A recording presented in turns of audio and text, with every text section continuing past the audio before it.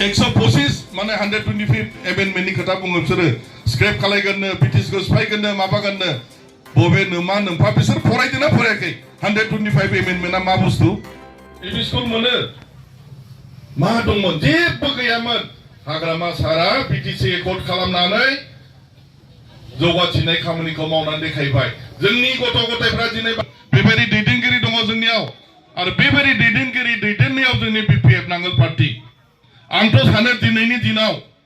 बिरोधी पार्टी 125 माने 125 एमेन्डमेन्टनि खोथा बुङो बिसोरो स्क्रेप खालायगोननो ब्रिटिशखौ सिफायगोननो माबागोननो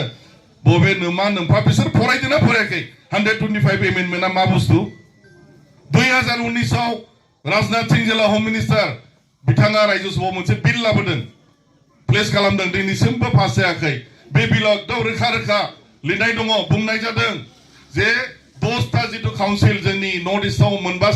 मोनब्रै स्टेटआव आसाम मेघालया त्रिपुरा आरो मिजोराम बे मोनब्रै स्टेटनि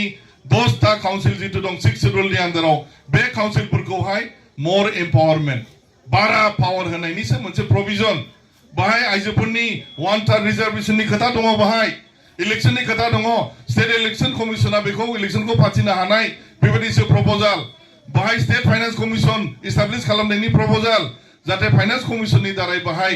माने थाखा फैसाफोरा मनिटरिं जायो ग्रासरुट लेभेलाव जाहाथे थाङो ग्रासरुट लेभेलाव पिसिडिसि इलेक्शन जानाय टाउन कमिटिफोर इलेक्शन जानाय बेफोरनिसो बाथ्रा दङ बाहाय फाइनान्सियेल मेटारनि खोथा दङ एक्जिकिउटिभ एडमिनिस्ट्रेशन बाहाय गासिबो बेफोरनिसो बाथ्रा दङ बेथ' मोजांसो जोंनि काउन्सिला साबसिन काउन्सिल बे 10टानि बिथोराव आरो लास्ट जाफैनाय बे 2003 आव प्रथम काउन्सिला कार्बि आंलं जादों 1952 सनाव 1971 सनाव जादों माखासे मेघालयाव मोनथाम 1985 आव जादों त्रिपुराव 1952 सनाव मिजोरामाव जानाय जोंनिया 2003 बैसोरनिख्रुइ जोंनिया खिन्थु एसेब्लाबो साबसिन एथ' मोजाङै एकर्ड खालामदों हाग्रामा सारा जोंहा बिश्वास थानांगोन एखेबारे जों जेब्लायबो खौसे थानांगोन जोङो भुल खालामनो मोननाय नङा बिटिसि इलेक्शनाव जों जेरैबायदि बयबो ज' थानानै एखेबारे बिराद दोलै नोगोरै नांगोलाव भट होनानै जों देरहाहरदों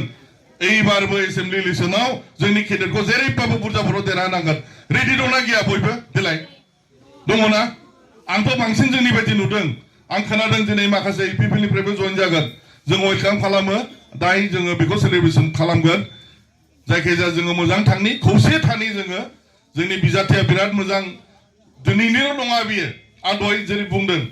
जाथिनि थाखाय गाबथाग्रा मानसि होनबा बे आं उन्दैनिफ्राय नुबोदों बिसोरखौ आंबो खम नङामोन अबयसे आं बिसोरनि बिदा गिदिर बादि थेवबो आं साख्रियाव दंमोन नालाय जेब्लायबो दंमोन आंबो सान हर आरो बड'फाजों थाबोनानै आं मावबोनो मोननाय एकदम उन्दैथारमोन आङो